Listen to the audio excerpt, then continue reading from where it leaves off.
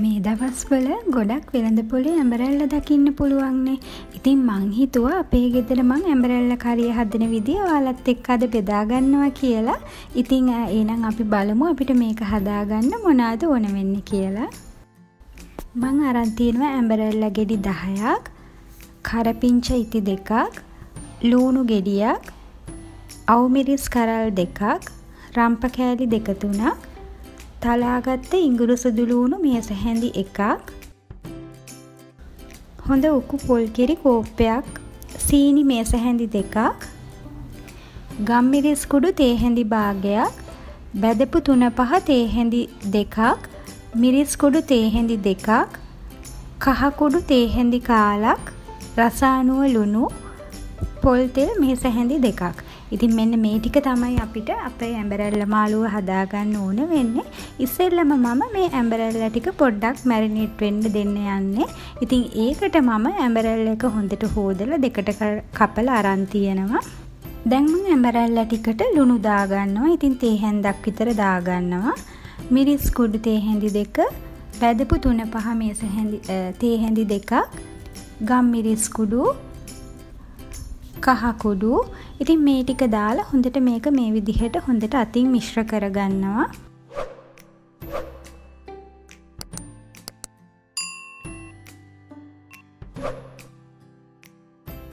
වතුර ටිකකුත් දාලා මේ විදිහට හොඳට මේක මිශ්‍ර කරලා මම විනාඩි 10ක් 15ක් විතර මේක පැත්තකින් තියනවා. වතුර ගොඩක් දාගන්න එපා. මේ 3-5 ටික පොඩක් මිශ්‍ර කරගන්න අවශ්‍ය ප්‍රමාණය විතරයි අපි දාගන්න ඕනේ. ඊට පස්සේ මම මැටි භාජනයක් ගන්නවා. ඉතින් මැටි හට්ටියක් ගන්න පුළුවන් නම් ගොඩාක් හොඳයි මේ වගේ ඇඹුල් ಜಾති හදනකොට. ඒකට මම පොල් තෙල් මේස හැඳි 2ක් දාගන්නවා. පොල් තෙල් ටික රත් වෙනකොට රම්ප කරපිංච ටික, ලූණු ටික දාගන්නවා. ඉතින් මම ලූණු පොඩි ගෙඩියක් අරන් තියෙනවා. ඔයාලා ගාව රතු ලූණු තියෙනවා නම් රතු ලූණු එකතු කරගන්න.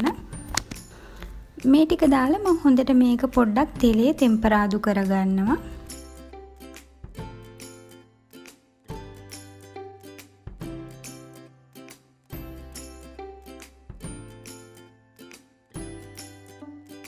ඊට පස්සේ තලාගත්ත ඉඟුරු සුදු ලූණු මේස හැන්දක් විතර දාගන්නවා. අවුමිරිස් කරල් 2කුත් කපලා දාගන්නවා. ඉතින් ඇඹරැල්ලා කියන්නේ ගොඩාක් හොඳ ඖෂධ ගුණයක් තියෙන එළවලුවක්. ඉතින් ඒක නිසා ඔයාලත් මේ විදිහට ඇඹරැල්ල මාළුවක් හදලා කන්න හරිම රහයි. බත් එක්ක කනකොට උනත්. දැන් ලූණු වල පාට වෙනස් වෙලා සුදු ලූණු ඉඟුරු ටිකත් හොඳට මැලවිලා තියෙන්නේ. මේ වෙලාවේදී මම ඇඹරැල්ල ටික මේකට එකතු කරගන්නවා. එකතු කරලා හොඳට මේක මිශ්‍ර කරගන්නවා.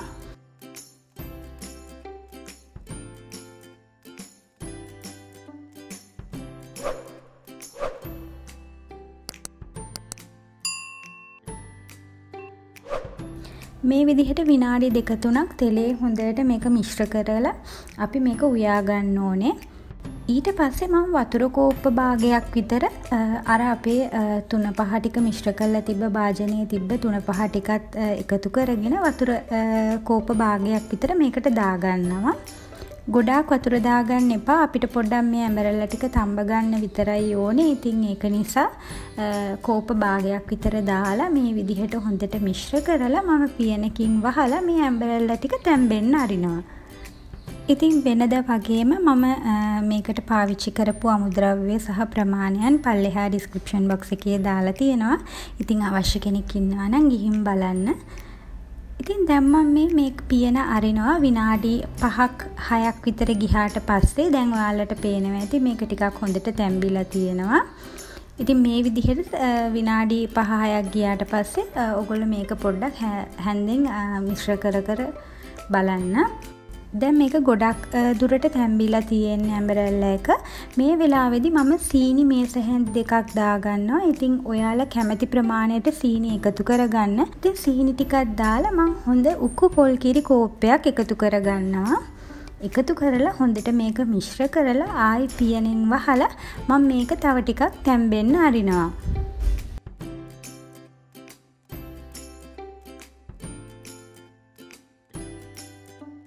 ඉතින් මේ විදිහට පොඩ්ඩක් සැරෙන් සැරේ පියන ඇරලා හැඳි ගගා අපි මේක ඇඹරැල්ල ටික හොඳට තැම්බෙනකම් උයා ගන්න ඕනේ. ඉතින් දැන් ඔයාලට පේනවා ඇති මගේ ඇම්බරෙල්ලා ටික හොඳට තැම්බිලා තියෙනවා.